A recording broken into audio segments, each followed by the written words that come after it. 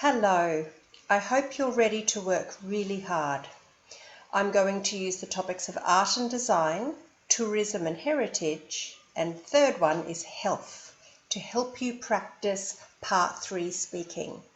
This lesson is intense, it's fast, and you have to stick with me.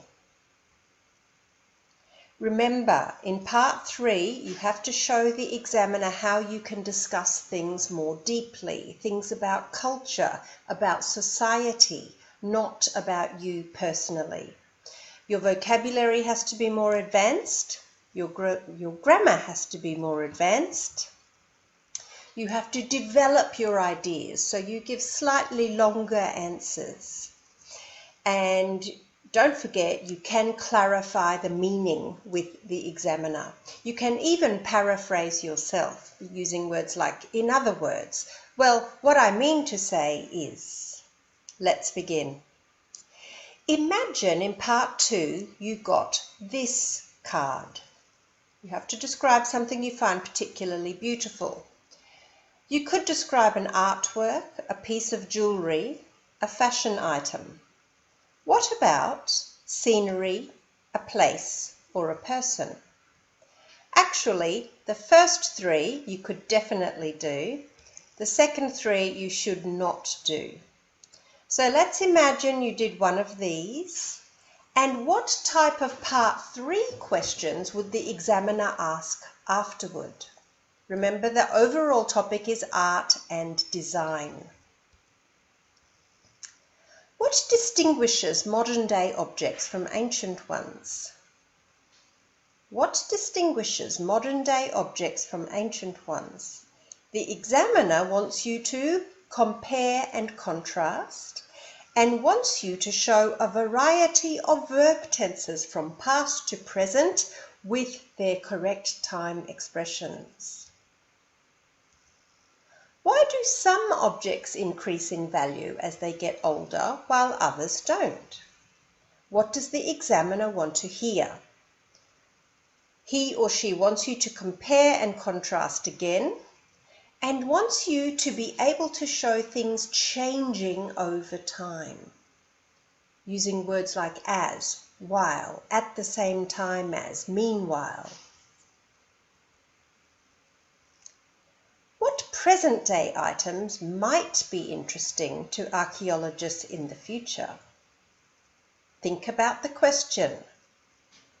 What verb tense does the examiner want you to show? What vocabulary is the examiner expecting? Well, regarding the verbs, the examiner wants you to be able to speculate about the future. Read with me. Oh, it's hard to imagine what people in the future might think about the objects we take for granted now. Maybe some of the first personal computers and smartphones would be interesting to them, or they might want to know about our home objects and microwave ovens. I mean, in the future, our current microwave will probably seem hilarious and old, like a relic you'd find in an archaeological site.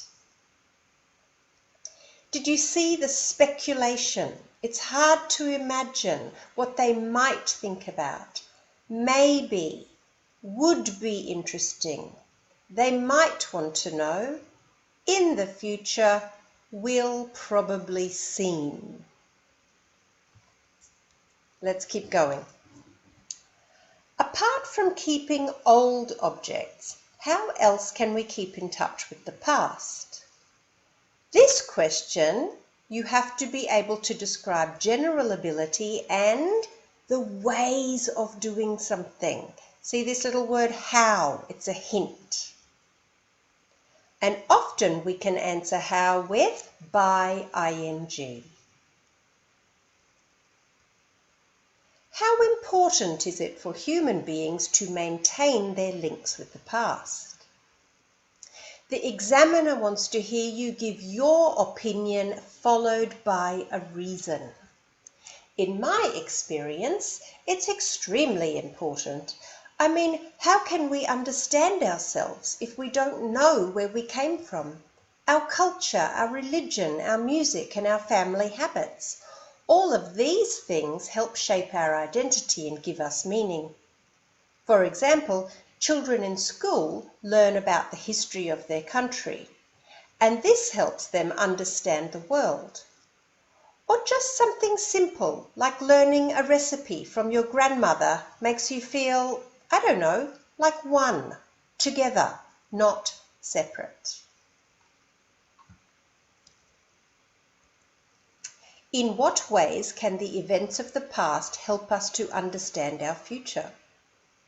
In what ways? You have to list ways. And you have to show a variety of verb tenses because of past and future. All right, that was your practice for art and design. Imagine your part 2 card was about tourism. Describe a place you would like to visit. Note, you can only talk about a place you have never been to. So you finish part 2. What type of questions will the examiner ask you for part 3? Do you agree that some heritage places should be preserved? Why? You have to give your opinion and then support your opinion. Do people generally want to preserve old buildings instead of building new ones? You have to give general opinion. You have to give reason and evidence. Here is an example. And compare and contrast. Now this one I will let you read at your leisure because we're fast running out of time. But notice how the student compares and contrasts, gives opinion and gives reasons or evidence. Why do people feel attached to old buildings? You've got to list reasons. In what ways are heritage buildings and structures being overlooked or abandoned? For this one, it would be great if you can see in your mind a site in your hometown that is being neglected. So you've got to show how, preferably with by ing, or ways that something happens. I'm no expert, but it could be just by letting them become abandoned, not using them anymore, so they get ruined and dirty. By not investing the money into restoration, and I'm not sure, by prioritising other things like traffic flow and parks. That was a hard one. So we have done some practice for part 3 for art and design. The second one was tourism and heritage. The third one is here, health. Describe something you do which is very useful for your health. Notice the word do and doing and do here again. So it has to be an action, like walking, jogging, swimming, eating a healthy diet. What about these ones? Are these ones an action? Not really. An app on your phone is a thing, a doctor is a person, and the last one is something that you do for many different reasons, not for health in particular.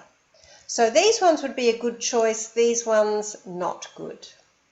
So that was part 2. You come to the end of part 2. What does the examiner ask you? Number 1, how important is it for people to stay healthy with a balanced diet? He might also ask the same question, but instead of with diet, could be exercise.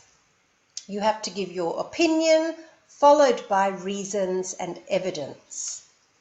And I think using the word if or otherwise would be so good in this answer.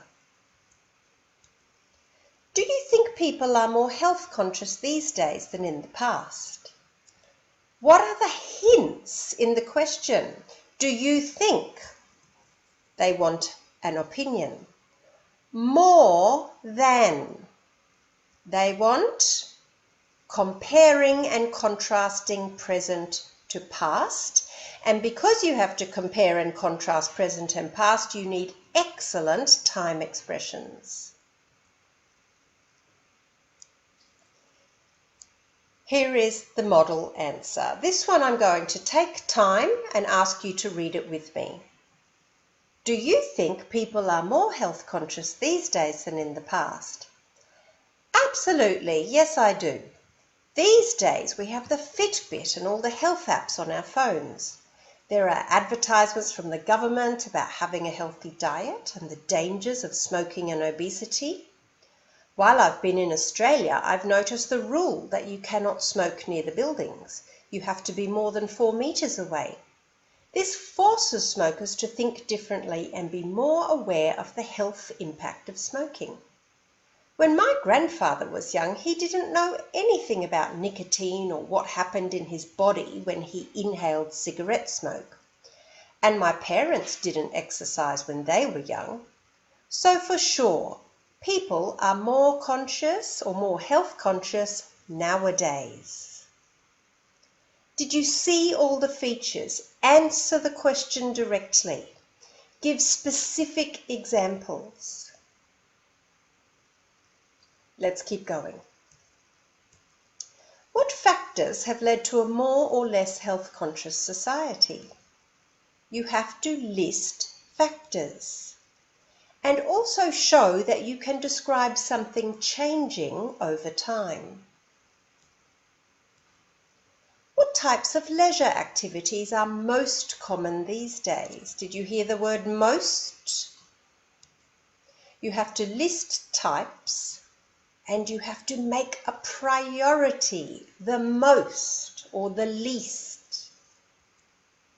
Where I come from in France, the most popular activity is cycling. Do you know the Tour de France, the most famous bike race in the whole world? Well, everybody cycles to keep fit, to get to work, for fun, and of course to race. Then it would be going to the movies. We have a great cinema history, and everybody also likes skiing in the winter and hiking in the summer. So the student listed types and also said the most common, the most popular first. How can people balance their leisure time with work and family commitments? You need a how answer, and followed by solutions. Sometimes it's impossible and the family could suffer or your work could suffer. But if you can, you have to try. One idea would be to work part-time, even though there is less money.